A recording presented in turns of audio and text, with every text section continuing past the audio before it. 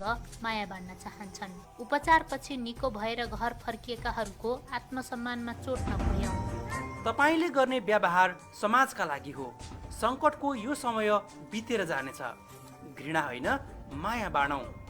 सचेत र सुरक्षित रहौँ, तर कसैलाई दुर्व्यवहार र अपमान नगरौँ।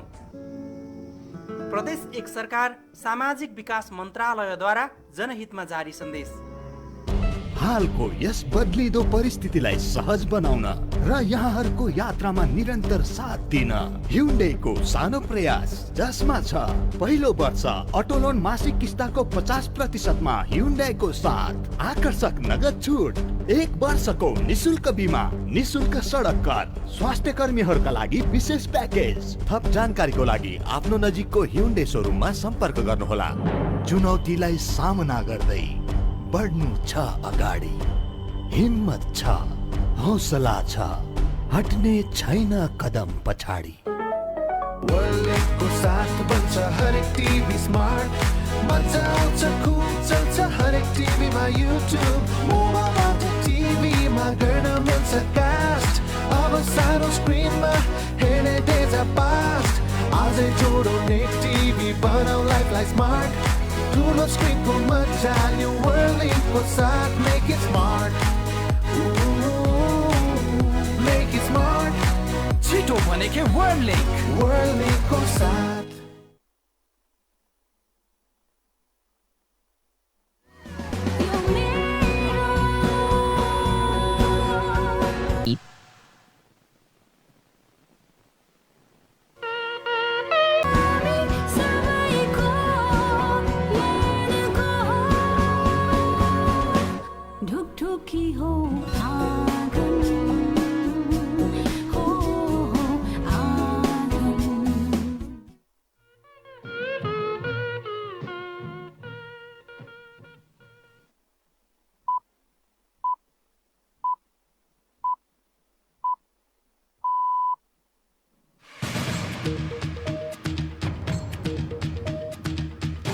बीबीसी नेपाली सेवाको साँझपखबाट सञ्जीव गिरीको नमस्कार।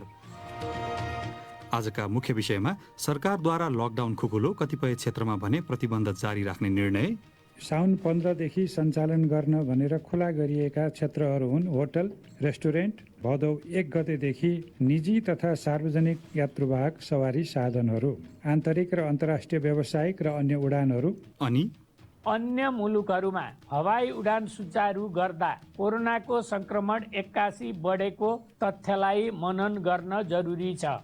हवाई उडान पुनः सञ्चालनमा ल्याउँदा सतर्कता अपनाइनुपर्ने सरकारी भनाई र अन्तर्राष्ट्रिय प्रसङ्गमा रुसी सुरक्षा खतराबाट ब्रिटिस लोकतान्त्रिक मूल्य मान्यतालाई जोगाउन एकपछि अर्को सरकार विफल भएको एक संसदीय समितिको निष्कर्ष।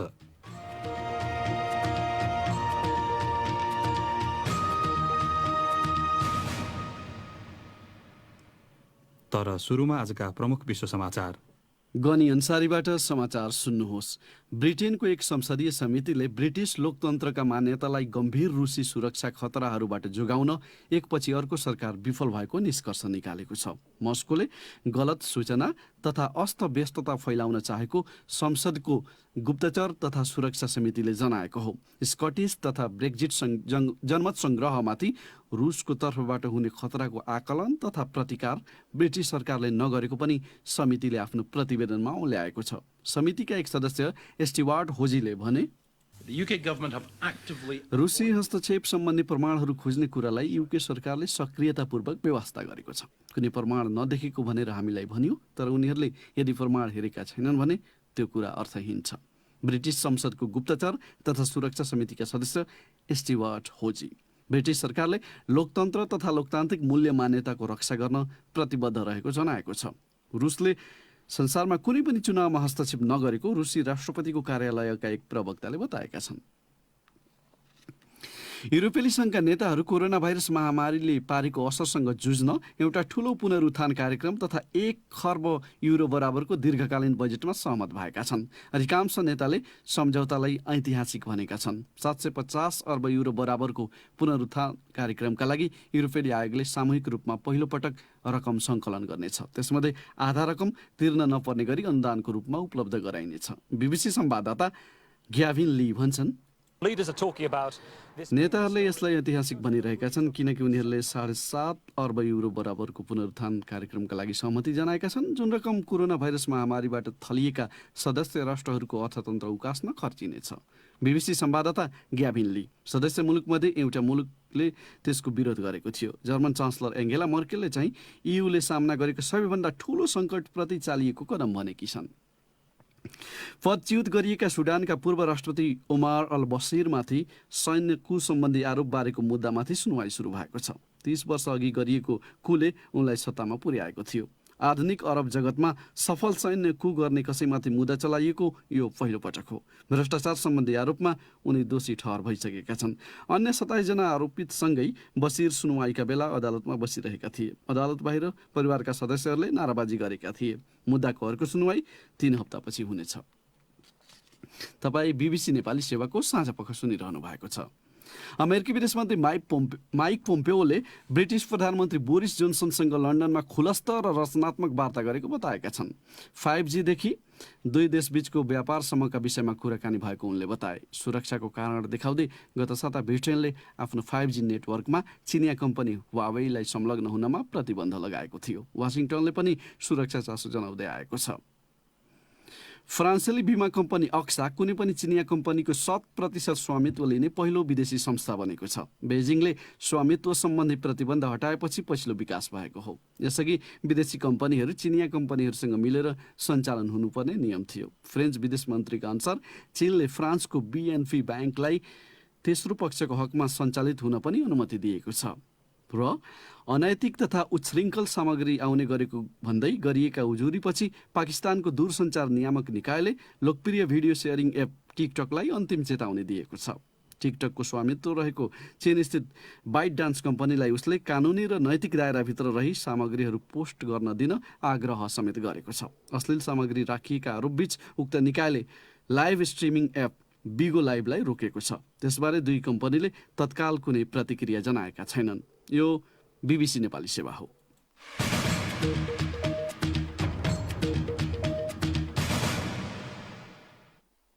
साँझपखमा पुनः स्वागत छ। सरकारले लकडाउन थप खुकुलो पार्दै विभिन्न व्यवसाय तथा गतिविधि सञ्चालन गर्न दिने निर्णय गरेको छ। मन्त्री परिषदको निर्णय सार्वजनिक गर्दै मंगलबार साँझ सरकारका प्रवक्ता युवराज खतिवड़ाले सुरुवाती चरणमा पर्यटन क्षेत्रका विभिन्न व्यवसाय र त्यसको 2 हप्तापछि सार्वजनिक यातायात सहित अन्य विभिन्न सेवा सञ्चालन गर्न दिने बताएका छन्। त्यस्ता गतिविधि सञ्चालन गर्दा सरकारले तोकेको सुरक्षा सम्बन्धी मापदण्ड पूर्ण रूपमा पालना गर्नुपर्ने सरकारी भनाइ छ। एक रिपोर्ट। सोमबार बसेको मन्त्री परिषद बैठकले पर्यटन, सार्वजनिक तथा निजी यातायात, आन्तरिक र अन्तर्राष्ट्रिय व्यावसायिक उडान सञ्चालन लगायतका गतिविधिबारे फरक निर्णय गरेको छ।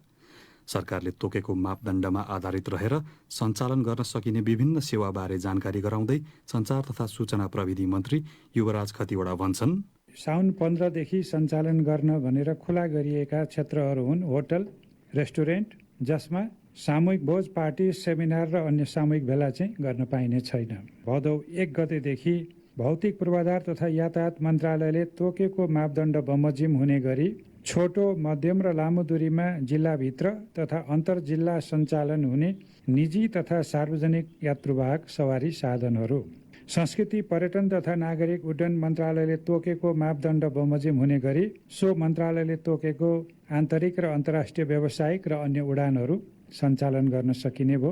त्यो पनि भदौ 1 गतेदेखिको विषय रह्यो।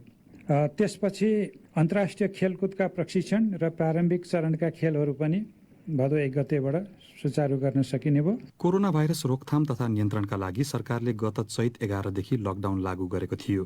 पछिल्लो मन्त्री परिषद निर्णयसँगै जारी लकडाउन अन्त्य भएको खतिवड़ाको दाबी छ। तर शैक्षिक संस्था, सबै प्रकारका सभा, गोष्ठी, तालिम, सेमिनार, सिनेमा हल र पार्टी प्यालेस, सैलुन, जिमखाना र खेल मैदानमा हुने प्रस्तुति तथा सबै प्रकारका धार्मिक तथा सामाजिक स्थल भने तत्काल नखोलिने सरकारले निर्णय गरेको छ। खुला रहने सेवा र कार्यहरू सञ्चालन कसरी गर्ने भन्ने विषयमा जानकारी दिँदै खतिवड़ा भन्छन्, सबै प्रकारका सेवा र कार्यहरू सञ्चालन गर्दा 2 मिटरको सामाजिक दूरी कायम गर्ने, मास्क प्रयोग गर्ने, पटक पटक साबुन पानीले हात धुने वा सेनिटाइजरको प्रयोग गर्ने लगायतका जनस्वास्थ्यका मापदण्ड र सुरक्षाका मापदण्ड अनिवार्य रूपमा पालना गर्ने गरी तोकिएका खोलिएका कार्य र सेवाहरू सञ्चालन गर्ने।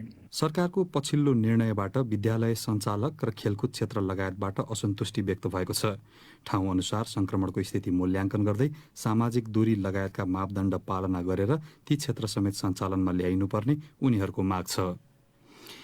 आइतबारदेखि सुरु भएको मनसुनी वर्षाले निम्त्याएको बाढी र पहिरोजन्य विपदबाट पछिल्लो 3 दिनमा 1 दर्जनभन्दा बढीले ज्यान गुमाएको अधिकारीहरूले बताएका छन्। पहिरोका कारण काठमाडौँ जोड्ने एउटा प्रमुख सडक पृथ्वी राजमार्ग सहित ठूला साना 2 दर्जनभन्दा बढी सडक अवरुद्ध भएको सरकारी भनाइ छ। पछिल्लो पटक जल तथा मौसम विज्ञान विभागले सोमबार र मंगलबार वर्षा उच्च बिन्दुमा पुग्ने अनुमान गरेको थियो। यसैबीच केही बेर अघि हामीले बाढी र पहिरो लगायतका घटनाका पछिल्लो विवरणबारे राष्ट्रिय विपद जोखिम न्यूनीकरण तथा व्यवस्थापन प्राधिकरणका कार्यकारी प्रमुख अनिल पोखरेलसँग जिज्ञासा राखेका थियौं। जेठ 30 गतेबाट नेपालमा मनसुन प्रवेश भएको दिनदेखि आजसम्मको घटनाहरू हेर्ने भने पहिरोबाट एकदमै धेरै व्यक्तिहरूको ज्यान गुमाउन पुग्यो। 114 जना व्यक्तिहरूको ज्यान गुमाएको छौँ। त्यो सँगसँगै 46 जना बेपत्ता र झन्डै 100 जना जति घाइते हुनुभएको छ। बाढीबाट 3 जनाको मृत्यु, 5 जना बेपत्ता र 1 जना घाइते। त्यसै गरी चट्याङबाट 17 जनाको मृत्यु र 42 जना घाइते हुनुभएको छ। आजको चाहिँ पाएको आँकडा अनुसार चाहिँ 6 जनाको मृत्यु हामीले अहिलेसम्मको रिपोर्ट आयो। हामीहरू अरू बेपत्ता लगायत अरू घाइतेहरूको विवरणहरू अझै तयार पारिरहेका छौँ। अहिले विभिन्न क्षेत्रमा वर्षाको स्थिति के छ र नदीहरूको अवस्था के छ? जल तथा मौसम विज्ञान विभागको पूर्वानुमान अनुसार यो बिहिबारसम्म नै यो लगातार पानी परिरहने पूर्वानुमान उहाँहरूले प्रस्तुत गर्नुभएको थियो। हामीले यो बिहिबारसम्म नै पानी पर्छ, बिहिबारसम्म नै बाढी तथा पहिरोको उच्च जोखिमहरू रहिरहन्छ भन्ने हामीले त्यो चिज हामी सम्प्रेषण गरेका थियौँ। बिहिबारसम्म हामी चनाखो हुनुपर्ने हुन्छ यो बाढी र पहिरोको दुवै हिसाबबाट। नदीहरूको अवस्था चाहिँ के छ? माथि उत्तरदेखि तल तराईका भूभागसम्ममा पनि हामीहरूको निकै पानी परेको छ। मुख्य गरी हाम्रा प्रदेश 1 र प्रदेश 2 का तराईका जिल्लाहरूमा, त्यो सँगसँगै हामीहरूको गण्डकीको बेसिनसम्ममा पर्याप्त पानी परेको छ। त्यो सँगसँगै माथि उर्लेर आएका नदीहरू सबै बगेर तल नै आउने हुँदा हामीहरूको तराईको डुबानको सिचुएसन चाहिँ अझै आगामी दिनहरूमा अझै उच्च हुन सक्छ। सडक मार्गहरूको अवस्था चाहिँ के छ? सडक मार्ग हामीहरूको गएको हप्तामा नै हामीहरूको कोदारी राजमार्ग थुप्रै ठाउँमा पहिरो लगायत यसको पुलहरू क्षतिग्रस्त थियो। पृथ्वी राजमार्गको आवागमन अवरुद्ध छ। मुगलिङबाट नारायणघाट जाने बाटोमा पनि थुप्रै ठाउँमा पहिरोहरू गएको छन्। पृथ्वी राजमार्गलाई कसरी सुचारू गर्ने हिसाबबाट हामीले अगाडि बढिरहेका छौँ। हामीले पूर्व तयारी हालतमा विभिन्न एक्रो ब्रिज, बेली ब्रिजहरू तयार प्रिपोजिसन अवस्थामा छन्। तर हामीहरूको पुल आफै बगाएको होइन। यो पृथ्वी राजमार्गमा चाहिँ पुलको एबुटमेन्टसँग एप्रोच रोड भनिन्छ। त्यो रोड पुललाई छेडेर पुलको छेउबाट खहरेले यसलाई काटेर लगेको हुनाले हामीले त्यहाँ अहिले एक्रो ब्रिज पनि हाल्नु पर्दैन कि भन्ने हिसाबबाट हामीहरू स्थलगत टोलीहरू नेपाली सेना र सडक विभागको सिनियर डिभिजनल इन्जिनियरको नेतृत्वमा त्यो टोली अहिले आज दिनभरि त्यो फिल्डको एसेसमेन्टमा हुनुहुन्थ्यो। यदि हामीहरूले त्यो ग्याबियनमा ढुङ्गा तारजालीहरू राखेर बेली ब्रिज अथवा एक्रो ब्रिज भन्दा पनि निकै छिटै टाइममा हामीहरू त्यो सडक सुचारू बनाउन सक्छौँ कि भन्ने हिसाबबाट उहाँहरूको यो स्थलगत टेक्निकल एसेसमेन्टमा अहिले उहाँहरू जारी रहनुहुन्छ। पहिरो उता मुगलिङबाट भरतपुर जाने बाटोमा पनि पहिरो थुप्रै ठाउँमा आएको थियो। आज बेलुकासम्म क्लियर गर्न सकिन्छ कि भन्ने हिसाबबाट थुप्रै डोजरहरू नेपाली सेना लगायत अरू सडक विभागको डोजरहरूले त्यसलाई क्लियर गर्ने काम जारी थियो। सम्भवतः भोलि दिउँसोसम्ममा यो बाटो खोल्नुपर्ने हो। विभिन्न ठाउँमा डुबान छ, पहिरोका कारणले पनि धेरै मानिसहरू घरबार विहीन भएका छन्। उद्धार र राहतको काम चाहिँ के भइरहेको छ? हामीहरूको हरेक जिल्ला र हरेक उच्च जोखिमका स्थलहरूमा नेपाली सेना, सशस्त्र प्रहरी लगायत जनपद प्रहरीहरू, त्यो सँगसँगै नेपाल रेड क्रस लगायत अन्य स्वयंसेवी भोलिन्टियर्सहरू तैनात अवस्थामा हुनुहुन्छ। उहाँहरू फिल्डमै त्यो घटना हुन सक्ने सम्भावित स्थानहरूमा पहिले नै पुगिसक्नु भएको थियो। उद्धार तथा राहतका कार्यक्रमहरू अहिले जारी छन्। अहिले रातिसम्म पनि हामीलाई रिपोर्ट पाए अनुसार मुख्य गरी पहिरोमा घरहरू क्षति भएका अथवा पहिरोमा पुरिएका ठाउँहरूमा अहिले पनि त्यसको खोजी, उद्धार तथा राहत कार्यमा उहाँहरू अहिले पनि लागिरहनु भएको छ। उनी थिए राष्ट्रिय विपद जोखिम न्यूनीकरण तथा व्यवस्थापन प्राधिकरणका कार्यकारी प्रमुख अनिल पोखरेल। साथी नेत्र केसीसँग कुरा गर्दै अर्को विषय, विगत 24 घण्टामा नेपालका विभिन्न जिल्लामा थप 150 व्यक्तिमा कोरोना भाइरस संक्रमण पुष्टि भएको छ। यो वृद्धिसँगै देशभरि पुष्टि भएका संक्रमितको कुल संख्या 17,994 पुगेको छ। तीमध्ये 12,477 जना संक्रमितहरू भाइरस मुक्त भएर घर फर्किएको र 40 जनाको मृत्यु भएको स्वास्थ्य तथा जनसङ्ख्या मन्त्रालयको तथ्याङ्कले देखाउँछ। विगत 24 घण्टामा 609 जना निको भएर घर फर्किएको जानकारी मन्त्रालयका प्रवक्ता डाक्टर जागेश्वर गौतमले दिएका छन्। उनका अनुसार अहिले संक्रमण भएका कुल 5,477 मानिस देशभरि आइसोलेसनमा छन्। थपिएका संक्रमितहरूबारे जानकारी गराउँदै गौतम, आज संक्रमित हुनेहरूको जम्मा संख्या 150 छ र हालसम्म सक्रिय संक्रमितको संख्या 5,477 छ। यसैबीच विभिन्न देशहरूमा रहेका नेपालीहरू स्वदेश फर्कने क्रम बढिरहेका बेला आफ्नै घरमा तोकिएका मापदण्ड पालना गर्ने गरी 14 दिनसम्म घरमै क्वारेन्टिनमा बस्न मिल्ने प्रावधान सहितको मापदण्ड मन्त्रालयले स्वीकृत गरेको छ। त्यस्तै सरकारले भदौ महिनाको 1 गतेबाट आन्तरिक तथा बाह्य हवाई उडान पुनः सञ्चालनमा ल्याउने निर्णय गरेको भए पनि उक्त निर्णय कोरोना भाइरसको संक्रमण घटेका कारण नगरिएको बताउँदै गौतम भन्छन्, छिमेकी देश लगायत अन्य मुलुकहरूमा हवाई उडान सुचारू गर्दा कोरोनाको संक्रमण 81 बढेको तथ्यलाई मनन गर्न जरुरी छ। त्यसैले यात्राको दौरानमा यात्रु तथा उडान कर्मीहरूको सुरक्षाको उपायहरू तोकिएको मापदण्ड बमोजिम व्यवस्था गर्न गराउनु हुन उडान कम्पनीहरूलाई स्वास्थ्य तथा जनसङ्ख्या मन्त्रालय विशेष अनुरोध गर्दछ। नेपालमा गत 24 घण्टामा 3,963 जनाको PCR परीक्षण गरिएसँगै कुल परीक्षण संख्या 3,23,835 पुगेको छ। नेपालमा सबै 77 जिल्लामा कोरोना भाइरस संक्रमण भए पनि अहिले 7 जिल्लामा संक्रमितको संख्या शून्यमा झरेको छ। अब पालो श्रोता प्रतिक्रियाको। प्रस्तुत गर्दैछन् साथीहरू गनी अन्सारी र सृजना श्रेष्ठ। विद्यालयहरू तत्काल खोल्न सकिने अवस्था नभएपछि सरकारी अधिकारीहरू दूर शिक्षा, अनलाइन कक्षा, शैक्षिक सत्र लम्ब्याउने वा रद्द गर्ने र पाठ्यक्रम छोट्याउने जस्ता विकल्पमा छलफल गरिरहेको बताइएको छ। कोरोना भाइरसको महामारीबीच यो वर्षको शैक्षिक सत्रको विषयमा के गर्न ठिक हुन्छ भनी आज हामीले सामाजिक सञ्जाल फेसबुक र ट्विटरमा सोधेका थियौं। प्राप्त जवाफमध्ये हामीले केहीलाई समेटेका छौं। अम्बिका नेपाल अधिकारी लेख्छिन्, यो वर्षलाई स्थगित गरेर अर्को वर्षबाट सुरु गर्दा उपयुक्त हुने देखिन्छ। अर्ध शिक्षालाई निरन्तरता दिएर विद्यार्थीको भविष्यलाई अन्धकार नबनाऊ। तर यमुना ढकालको सुझाव छ, पाठ्यक्रम छोट्याएर पढाउनुपर्छ, शैक्षिक सत्र खेर फाल्ने होइन। यदि खेर फालियो भने विद्यार्थीहरूको पढ्ने मानसिकता नै हराउँछ। यो विपद कहिले हट्छ के थाहा छ र? त्यसैले सक्दो छिटो विद्यालय खोलौं र सतर्कताका साथ पढाउँ। साया खिम लेख्छिन्, जुन उपाय अपनाए पनि यो शैक्षिक सत्र खेर नफाल्दा नै बेस हुन्छ। लोकराज आचार्यको तर्क छ, जुन महिनामा कोरोना भाइरस निर्मूल हुन्छ सोही महिनाबाट शैक्षिक सत्र सुरु गरी पहिलेको पाठ्यक्रममै शैक्षिक गतिविधि गर्न सकिन्छ। अहिलेको समयमा रेडियो, टेलिभिजन र अनलाइन मार्फत दूर शिक्षा अवलम्बन गरी अनौपचारिक शिक्षालाई पनि उच्च प्राथमिकतामा राख्नुपर्छ। पंकज ठाकुरले लेखेका छन्, दूर शिक्षा र अनलाइन शिक्षा नेपालमा प्रभावकारी छैन। बरु आवश्यक सावधानी अपनाएर विद्यालयमै पढ्ने वातावरण बनाउनुपर्छ।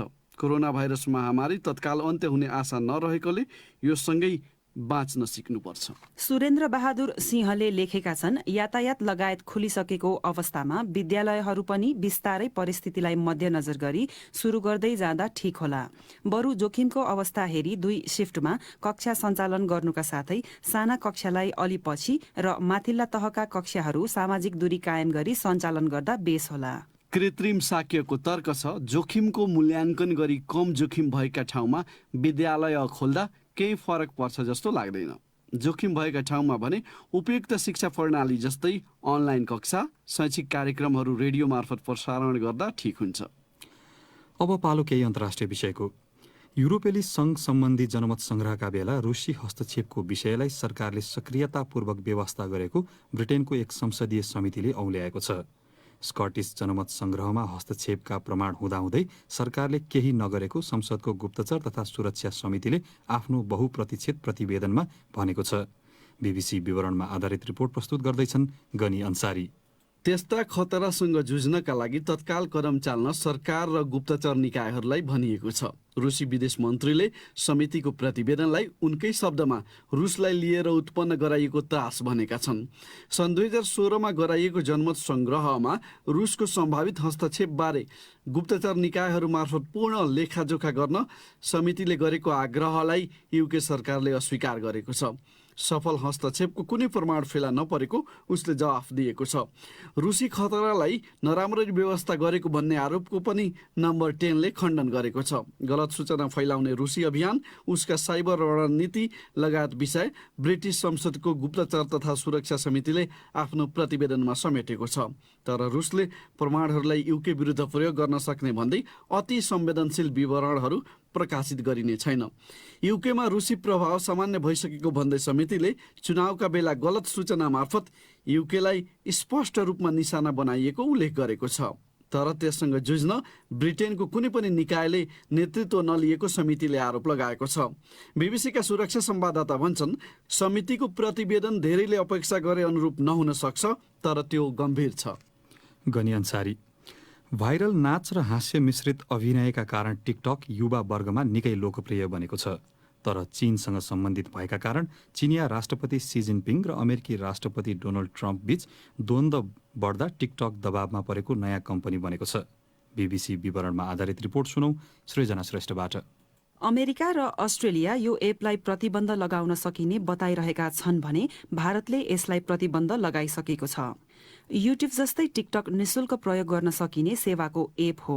प्रयोगकर्ताहरूले गीत र विशेष प्रभाव देखिने फिल्टरको ठूलो भण्डारबाट छानेको सुविधा प्रयोग गरेर 1 मिनेटसम्म लामो भिडियो राख्न सक्छन्। चलचित्रका संवाद र हास्यरसका भनाइहरूमा पनि प्रयोगकर्ताहरूले अभिनय गर्न सक्छन्। एक प्रयोगकर्ताले 1000 फलोवर बनाएपछि प्रत्यक्ष भिडियो पनि प्रसारण गर्न सक्छन्। प्रयोगकर्ताले डिजिटल उपहार पनि ग्रहण गर्न सक्छन् र त्यसलाई पैसासँग साट्न सक्छन्। एपमा साथीका भिडियोहरू र पहिले हेरिएको भिडियोको आधारमा चर्चित नयाँ भिडियो हेर्न सकिन्छ। प्रयोगकर्ताहरूबीच सन्देश आदान प्रदान गर्ने सुविधा पनि छ। सन् 2019 को सुरुदेखि टिकटक सबैभन्दा बढी डाउनलोड हुने एपहरूको सूचीमा नियमित परिरहेको छ।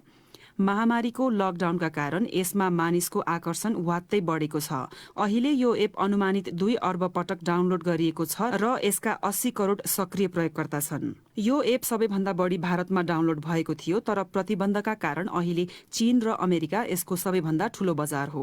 टिकटक 3 एपका साथ सुरु भएको थियो। पहिलो 2014 मा सुरु भएको अमेरिकी एप म्युजिकली हो। सन् 2016 मा चिनिया प्रविधि कम्पनी बाइट डान्सले चीनमा उस्तै प्रकारको ठाउइन एप सुरु गर्यो। बाइट डान्सले त्यसलाई संसारभरि टिकटकको नामले फैलायो। 2018 मा बाइट डान्सले म्युजिकलीलाई किन्यो र यसलाई टिकटकमा मिसायो। बाइट डान्सले चिनिया स्वामित्वबाट आफ्नो एपलाई पर राख्ने प्रयास गरेको छ। सृजना श्रेष्ठ। प्रसङ्ग फेरि नेपालकै। सरकारले कोरोना भाइरस संक्रमण पुष्टि भएका तर लक्षण र संकेत नदेखिएका व्यक्तिहरू होम आइसोलेसन अर्थात् घरमै आइसोलेसनमा बसेर उपचार गर्न सक्ने व्यवस्था गरेपछि कतिपय व्यक्तिहरूले अहिले घरमै बसेर उपचार गर्ने मौका पाएका छन्। जनस्वास्थ्य कार्यालय सुर्खेतले अहिले 13 जना घरमै आइसोलेसनमा बसेर उपचार गरिरहेका र 2 जना निको भइसकेको जनाएको छ। वडा जनप्रतिनिधि र स्वास्थ्य कर्मीको निगरानीमा घरमै बसेर उपचार गरिरहेका व्यक्तिहरू पनि कोरोना भाइरस संक्रमणलाई जित्न सकिने अनुभूति सुनाउँछन् भन्छन् सुर्खेतबाट साथी प्रकाश पन्त। शंका लागेर पीसीआर चेक गर्दा कोरोना भाइरस संक्रमण पुष्टि भए पनि घरमै बसेर उपचार गर्न पाउँदा त्यस्तो संक्रमणको अनुभूति भने नभएको होम आइसोलेसनमा बसेकाहरू बताउँछन्। मैले औषधि कुनै पनि प्रयोग गरेको छैन, त्यही भएर चाहिँ के भन्छु भन्दाखेरि त्यो मेसिन बिग्रेर हो कि पुनः परीक्षण गरिपाउँ भनेर भनेको थिएँ मैले, त्यो अलिक सम्भव भएन। त्यस्तो केही लागेको छैन, स्वास्थ्यमा केही चेन्ज छैन, जे पहिला थियो त्यही अवस्था। कोभिड-19 पुष्टिपछि घरमै बसेर उपचार गर्दा तनाव खेप्नु नपरेको वीरेन्द्रनगरका भीम प्रसाद शर्मा रूपाखेती बताउँछन्। म त्यहाँ भइदिएको भए सायद घरमा के गरे होला, कसो गरे होला, अब यहाँ घरका मान्छेहरूलाई पनि चाहिँ त्यहाँ कसरी बस्नु भयो होला, के गरी बस्नु भयो होला भन्ने जुन एउटा तनाव हुन्छ त्यो तनाव पनि छैन नि। सुरक्षा सावधानी अपनाएकाले घर परिवारलाई सर्छ कि भन्ने चिन्ता पनि नभएको संक्रमितको उपचार तथा हेरचाह गरिरहेका आफन्तहरू बताउँछन्। एकजना आफन्त शान्ति नेउपाने। अहिले चाहिँ अब सबैजनालाई देखिँदै अब सन्चो हुँदै घर गइराख्नु भएको छ सबै। त्यो भएर अहिले आफ्नो घरमा नै आइपुग्दाखेरि चाहिँ खासै त्यस्तो डर लागेको छैन। 3 साता होम आइसोलेसनमा बसेर निको भएकी प्रदेश अस्पताल सुर्खेतकी नर्सिङ निरीक्षक बिन्दु पडेल सुरक्षा सावधानी अपनाए घरमै बसेर पनि कोरोना भाइरसलाई जित्न सकिने दाबी गर्छिन्। एक्लै रुममा बस्दा पनि घरमै त छु जस्तो लाग्यो, त्यस्तो खास केही भएन क्या। समस्या स्वास्थ्यमा समस्या पनि त्यस्तो केही नदेखेको भएर खासै टेन्सन त भएन। होम आइसोलेसनमा बसेका संक्रमितहरूले उपचार अवधिभर बाहिर ननिस्किने, अलगै शौचालय प्रयोग गर्ने, दिनमा कम्तीमा 3 पटक ज्वरो जाँच गर्ने जस्ता 14वटा कुराहरू पालन गर्दै आएको बताएका छन्। प्रकाश पन्त, BBC सुर्खेत। तपाईँ BBC नेपाली सेवा सुनिरहनु भएको छ। हाम्रो कार्यक्रम देशैभरि 400 भन्दा बढी FM स्टेशनबाट प्रसारण हुने गर्छ। अहिले संसारभरि नै कोरोना भाइरसको महामारी भएकोले हामीले कार्यक्रममा पनि त्यसै सन्दर्भका धेरै सामग्री प्रस्तुत गर्ने गरेका छौं। रेडियोका अतिरिक्त BBC नेपाली सेवाको वेबसाइट bbcnepali.com मा पनि हामीले कोरोना भाइरस प्रकोपबारे ताजा र उपयोगी विवरण तथा जानकारीहरू नियमित रूपमा प्रस्तुत गर्ने गरेका छौं। कृपया ती सामग्री हेर्ने गर्नुहोला। BBC नेपाली सेवाको फेसबुक पेज मार्फत पनि तपाईँ हाम्रा सामग्री हेर्न सक्नुहुन्छ। आज मंगलबार प्रस्तुत छ सकारात्मक कामको चर्चा गरिने साप्ताहिक विकल्पको बाटो।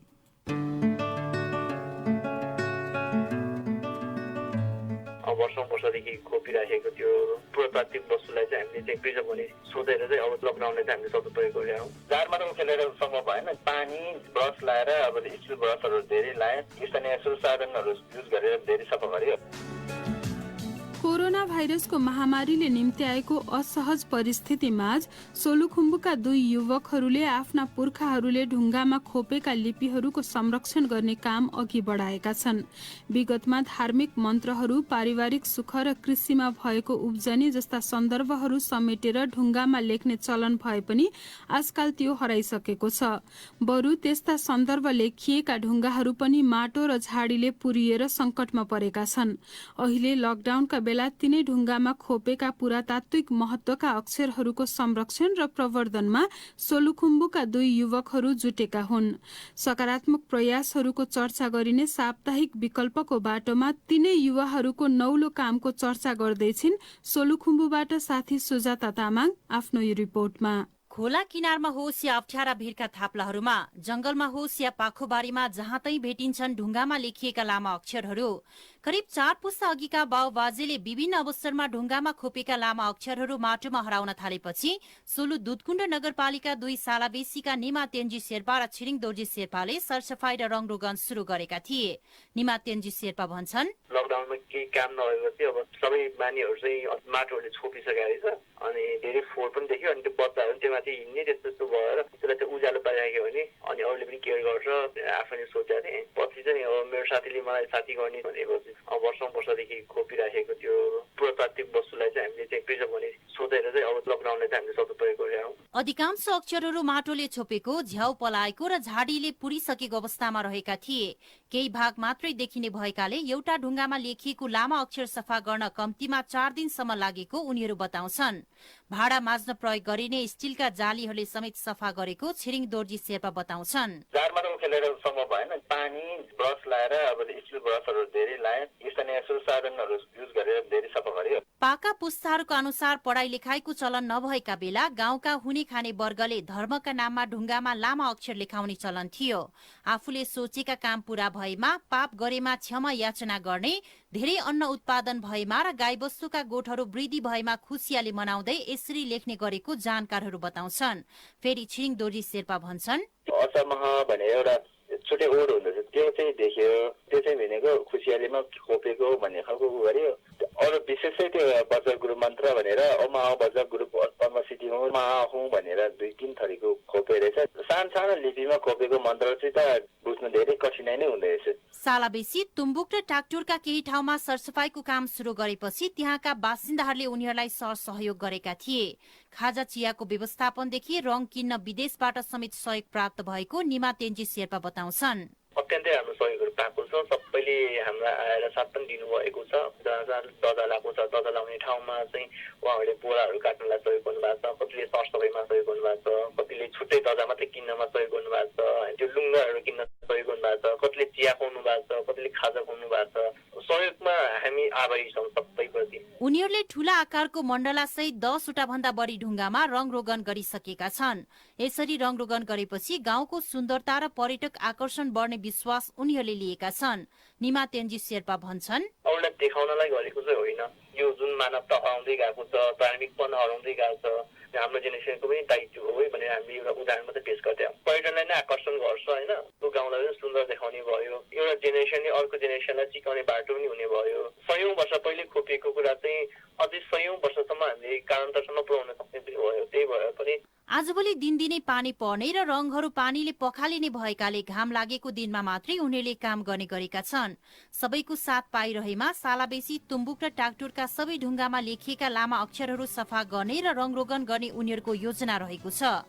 ऐतिहासिक, पुरातात्विक, धार्मिक, सामाजिक र पर्यटकीय महत्वका रूपमा रहेका यस्ता लिपिहरूको संरक्षणमा सबै जुट्नुपर्ने उनीहरू बताउँछन्।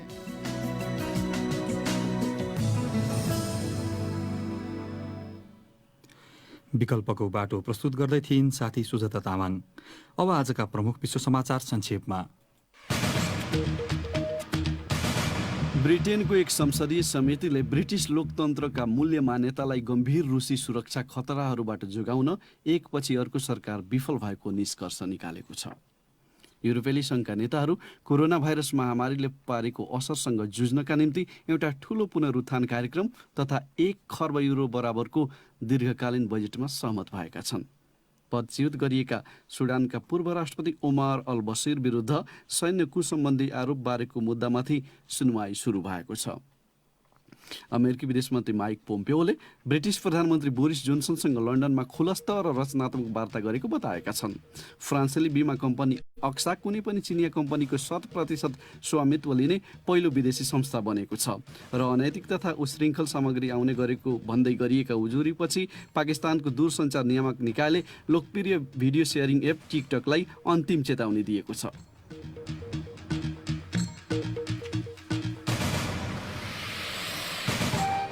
हवस् त, BBC नेपाली सेवाको साँझ पख यही समाप्त हुन्छ। हामीलाई भने भोलि बिहान 7:15 बजेसम्मका लागि बिदा दिनुहोस्। नमस्कार।